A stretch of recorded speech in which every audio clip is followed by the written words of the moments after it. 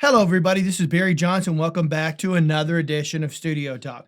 Today, we're going to be talking about my new M1 Pro MacBook Pro. This is the recent version. It just came out back just about 2 or 3 weeks ago, and we're going to talk about its performance in the home studio as well as your professional studio. So, I think to give you a little bit of history before this, back last November, I ordered the MacBook Air, the M1 MacBook Air. Kind of did that just as a test to see. I had the intention of giving it to my son to use for college when that time came around, but I figured I'd run it through its paces and everything, and so that's what I did. And I have to tell you, once I started using it, I realized very quickly that's a freaking insanely powerful computer for an entry-level computer.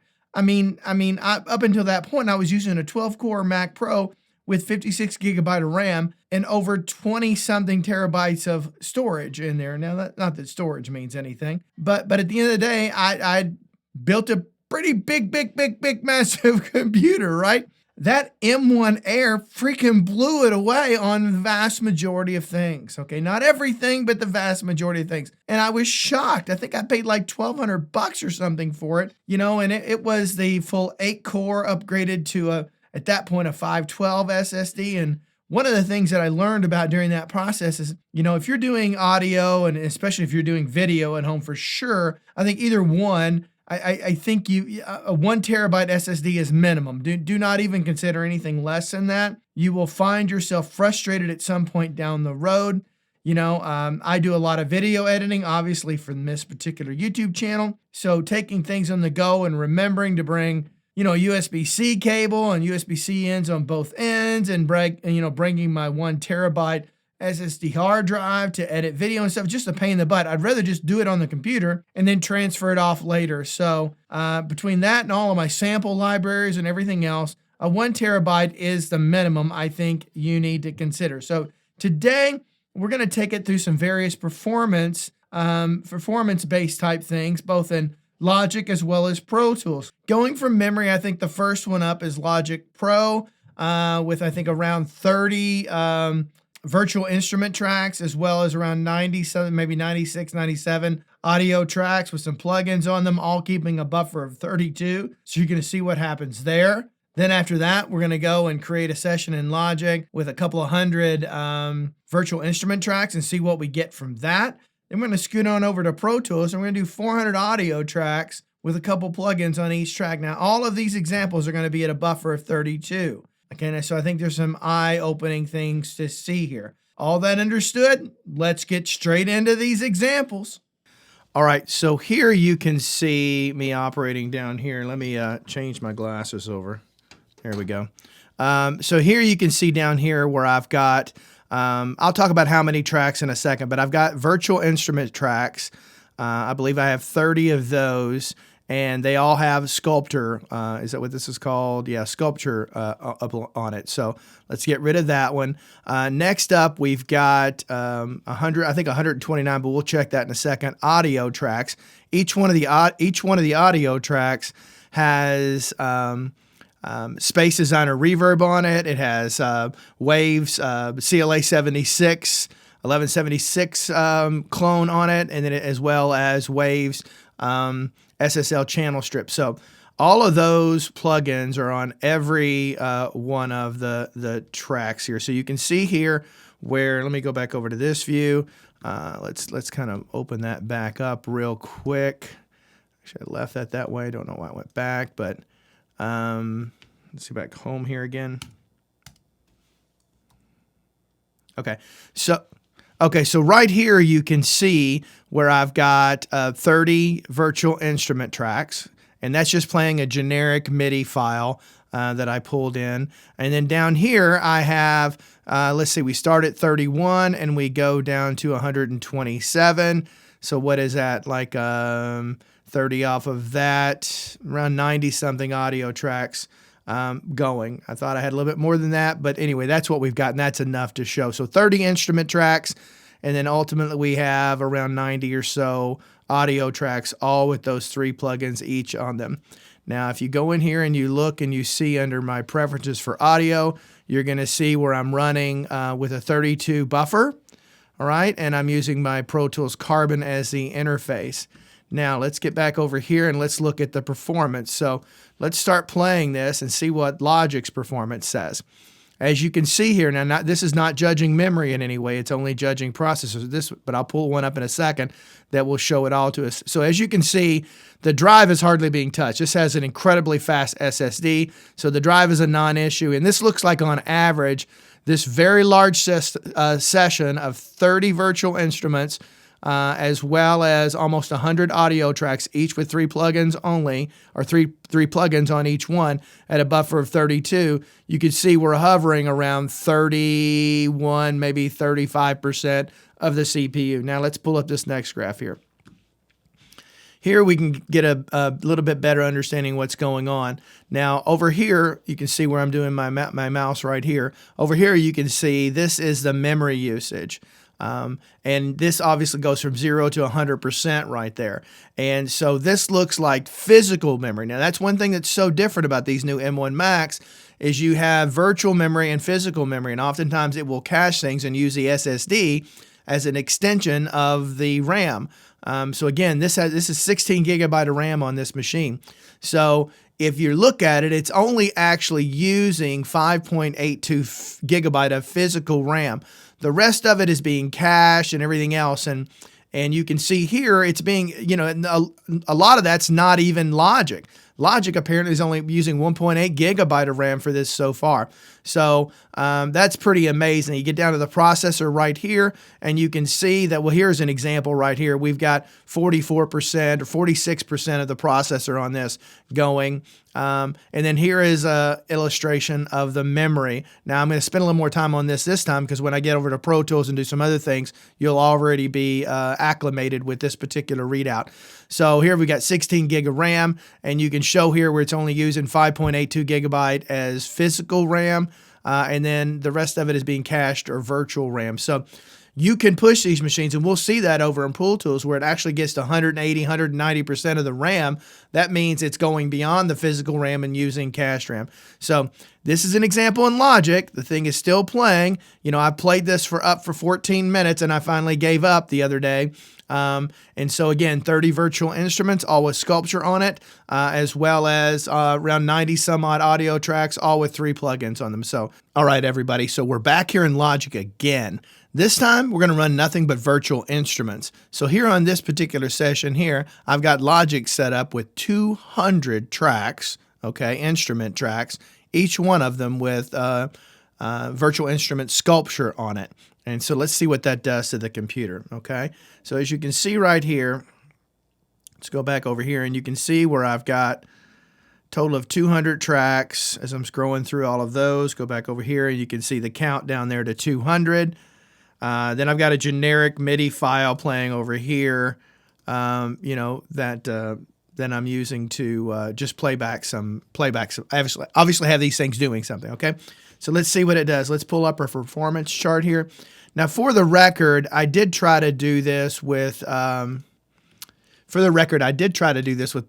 too. I actually added 3 plugins, the same ones I did in the last one, being Waves 1176 and Waves SSL channel strip, as well as Space Designer.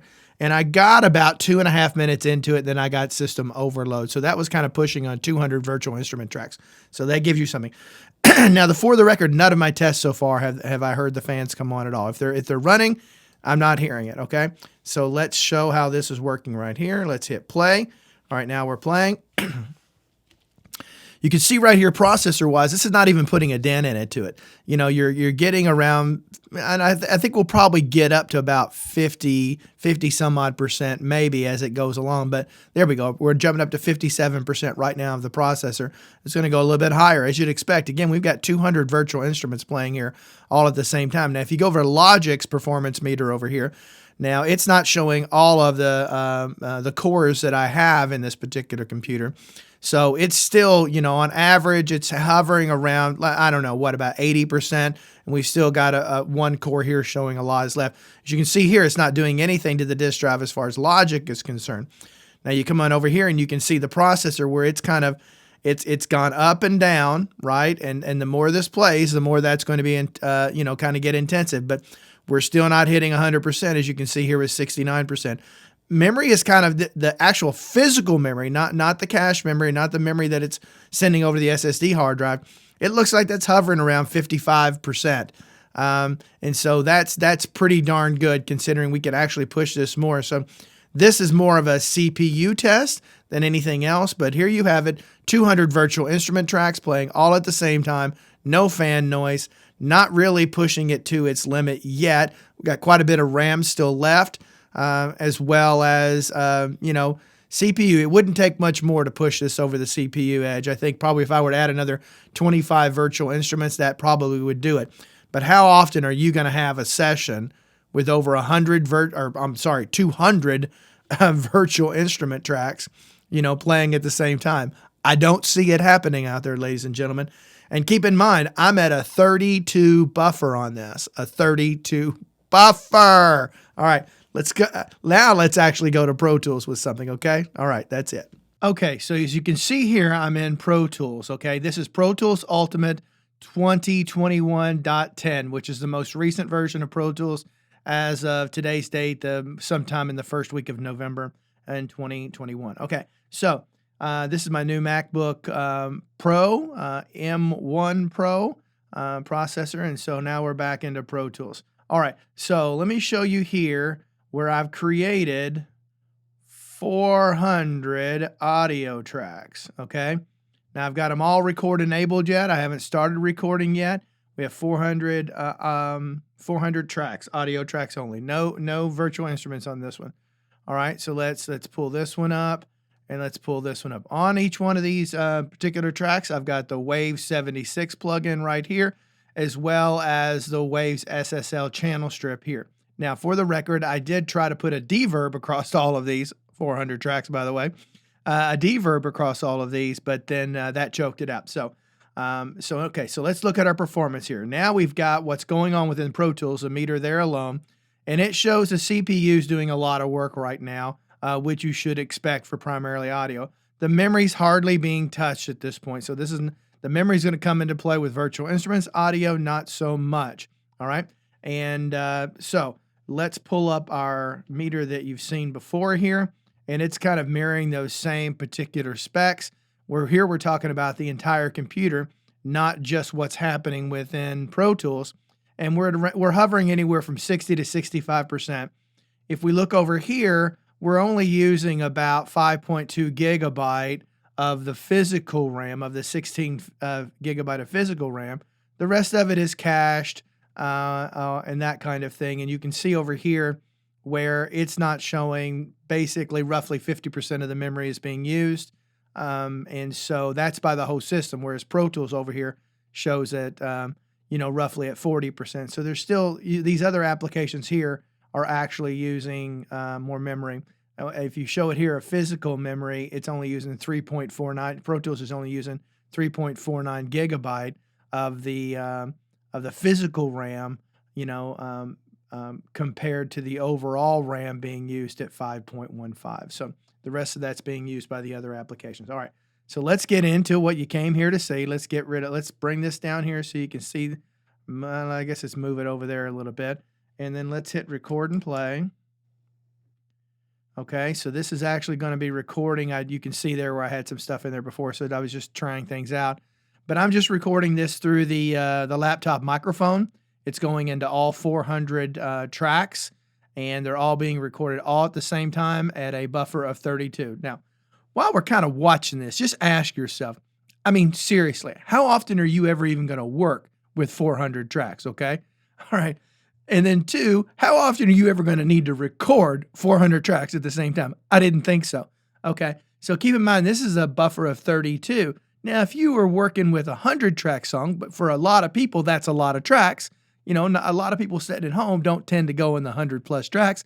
That tends to do when you've got a producer involved, and we're really working heavy, hard to arrange that song. But let's just say you are. Can you imagine? You could pretty much keep your computer at a buffer of 32 all the time and never need to worry about anything. Now, we're going to do an example here in Pro Tools in a second using some virtual instruments. But then again, if you looked at my Logic example, You can do a lot without even having to adjust your buffer. Okay, so what's that going to mean for DSP-based systems going forward with these new machines? That should be ding, ding, ding in your head right now if you happen to be one of these people who are heavily reliant upon needing DSP because either your computer horsepower can't keep up or your sessions are just too big. You can't lower that buffer back down to track anytime you want.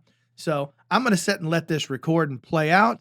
We're going to let it go up to 3 minutes, and then I'll fast forward it from this point forward. Yeah, you'll see me take a cup and drink. That kind of stuff's all being fast forwarded. You know what I mean? Actually, you can see myself in the monitor right there. I got the HDMI coming out of the camera. Hey, cheers to you, everybody. Nothing like a little Coca-Cola diet early in the morning. All right, so where are we at right now? We're at 2 minutes. So we're going to get going for about another minute on that. Again, I'm going to fast forward this.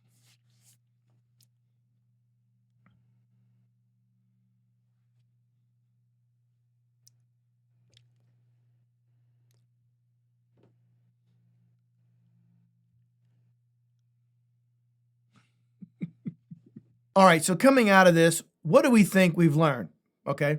Well, forget about you. What did I learn? Okay.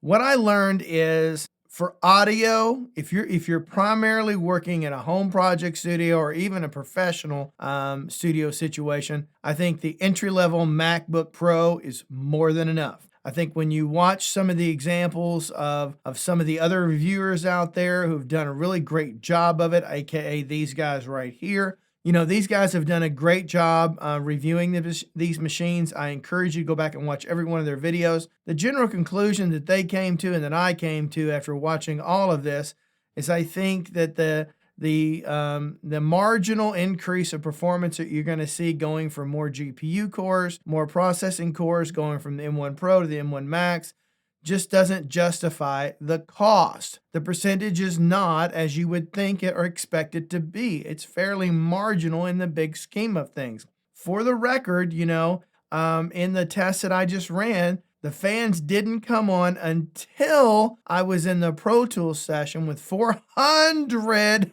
audio tracks at a buffer of freaking 32, okay? Did the fans start to come on around 4 minutes into that particular recording session, okay? And they were just barely noticeable, but they did kick in. Now, I don't know about you, but I'm not likely to record 400 audio tracks anytime soon. I think when you look at this overall, when you're looking at going with these machines, if you don't need a laptop, if you don't find any benefit of the laptop, in other words, you need to take what you're doing and go with an example. For me, if I wasn't doing this YouTube channel, I'd have zero need whatsoever for a laptop. But sometimes I find it handy taking the laptop with me and taking a few advantages here and there to edit video, okay, when I'm out and about doing things that maybe I've got some downtime. But if I were just doing audio as I'd done for most of these decades, I wouldn't want or need a laptop. Actually, I think it would get in the way. That said, you've got the the Mac Mini Pro coming up. I think everybody anticipated that was going to come out with this particular release of these MacBook Pros, but it didn't. And I think we're going to see that probably either in a month or so or in the first quarter of 2022. That being said, like I said before, I had a MacBook Air, and that MacBook Air, I never hit the limitations of it once while using it. Never once. Now, that said, I don't do a lot of virtual instruments, but what I've learned about these machines when it comes to virtual instruments, it's not about the CPU, it's about the GPU at the end of the day. And so when it comes to that, I think, or not the GPU, I should say, I'm sorry, the RAM. It means the RAM. And so if you're going to go with a MacBook Air, go with 16 gigabyte of RAM, okay? And I think if you're transitional and you're not sure how this is going to go for you and you want to maybe sit back and wait, I would encourage you get the first generation Mac Mini or MacBook Air. There's no reason to go towards the MacBook Pro, the 13-inch MacBook Pro. There's no power increase from it. You don't really get anything in it other than some better sounding speakers, which you're not likely to ever use anyway, as it relates to our audio stuff. Okay, so I think consider this deeply and hardly. I think if you want it now and you've got really good use for a laptop, then jump on board. Now, that said, where did I run into some stumbling blocks? Now, this is the part that I'm making you wait till the end to get to. What are some of the stumbling blocks? I will tell you, I ran into more challenges going with Monterey as the operating system than I did with Big Sur.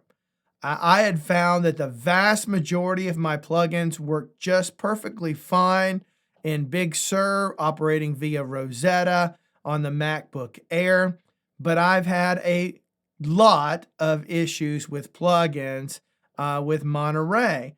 Now, that kind of surprised me because Monterey doesn't seem to be that big of a jump, but apparently it is, and there's some things under the hood that it's going to take some time with. And another thing, a lot of these plugin development people, as well as your DAW folks out there, some of them have been slow to get on this train. I think that was very poor foresight on their behalf. I don't think any of them quite understood the power of these new machines. They really are revolutionary. They're taking things to a whole new level because RAM does not work the way it's ever worked in the past.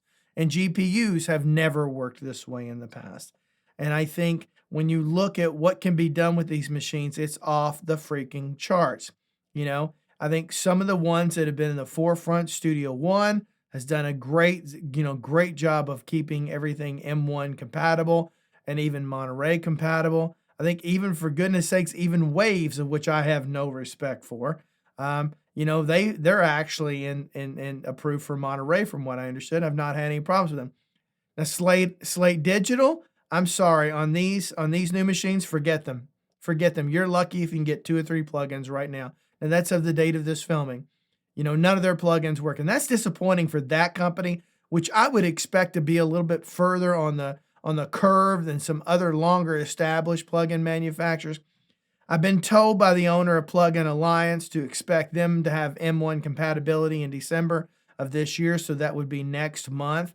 Some of the others out there, that when I just talked about was Plugin Alliance and everything. And the other ones out there, Softtube, I'm not sure about. There's another great plugin manufacturer out there. I'm not sure where they are with theirs, but I think these companies have got to get on board and get on board quickly, because the power of these machines make it compelling to go get to them now. But the fact that they're not quite ready for prime time if you're making money doing this. Now, if you're like me, look, I've gone through so many growing pains over these decades with computers. And I promise you, as difficult as you think the growing pains are today, they were nothing like they were back in the day. I mean, it was every 5 minutes was a massive growing pain. And so I've learned to be a little bit more understanding of that. I'm not making money recording my audio. Okay. I do it for fun. I do it for my passion. I do it for my love, and I do it to help people. And so I'm willing to go through these growing pains. So for me, I have no problem being an early adopter, as I was for the MacBook Air, and now into this, knowing full well that all of my favorite plugin manufacturers will get caught up to date. Now, if you've watched my video on how many channel strip /EQ /compression plugins do you need, you know what? I don't really care if I've got a manufacturer that's not up to date. I've got other plugins, and let's face it, okay? Okay, the reality is you can get things done with stock plugins. And if you don't think so, I'm sorry, you're just freaking kidding yourself. Okay, so, is it ideal? No. Are there some great plugins out there? And there's some exceptions to what I said. Of course there are. Let's don't be ridiculous about this, but you understand the point that I'm trying to make. Okay, so if you're willing to roll the dice now and be patient and wait for them to come, and you need a laptop, then jump on board. My recommendation is don't buy more than the entry level. Now, the one I have right now is not the base entry level one, and here's why. Okay, I knew I needed 1 terabyte in SSD. I knew I had to have that bare minimums. It was a deal breaker for me to have that. If I ordered the very base model, the $19.99 model, then I would have to wait for Apple to make it, and therefore my patience was running thin, and I didn't want to have to wait. Okay, so it was going to be late November, mid-December before I could get that. So then up and comes the 10-core CPU and 16-core GPU, the next model up, which I think is $24.99 or something like that. And it comes standard with a 1 terabyte SSD, so that's what I have. I don't suspect there's going to be much performance difference between this and the base model at $19.99. Again, if you go back and watch those fellows' videos, he'll tell you that very plain and very simple, okay? Now, lastly, there's been this thing about fan noise that's been freaking some people out based upon those videos that I mentioned. Keep in mind, those guys pushed those computers to the freaking limit, okay? They had a gazillion apps open. They had a ton of pages open with videos playing and everything else within Chrome. They had Final Cut Pro playing 4K video. And then they're doing this massive GPU stress test. And it's no wonder they finally got the fans to kick on, okay? Again, I think that is a non-freaking issue for those of us in the audio world. If you're concerned about that being a possibility, I'm here to tell you, quit it, get over it. It ain't happening. That dog don't hunt, okay? So, the only time the fans have came on is when I was recording 400 tracks with 2 plugins on each track at the same freaking time. And it took that 3 minutes or so before the fans started kicking on. And then they were barely, is that a new word? I don't know. They were barely noticeable, okay? So, okay, I'm going to get off this. I think this video is worth the time that I spent to put into it. And I think it's worth your time to sit and get through the whole thing. I know it's a long one to watch the whole thing. But, I tried to do as best a job I could do for you folks out there to help give you an example of what to look for. That being said, if you like the videos, if you like this video, I encourage you to watch some of my other videos. I think I'm just a home guy just like you. I'm no professional doing this. I'm just sharing my experiences and my journey along the way, just like you've had your journey that's isolated or not isolated, but it's very personal to you. And we're all different, so we can all learn from each other. That being said, there's going to be comments down below. I encourage you to fill it out. Talk to each other. Talk to me. Talk to each other. Tell me about your experiences along the way, your questions along the way. And if I can answer them, I'll chime in and answer them where I can. But most importantly, I need your support. So do me a favor, hit that like button, that subscribe button, that notification bell, ding, ding, ding, baby, so you know when I've got new videos out. But until next time, I hope every one of you have a freaking new M1 Pro day.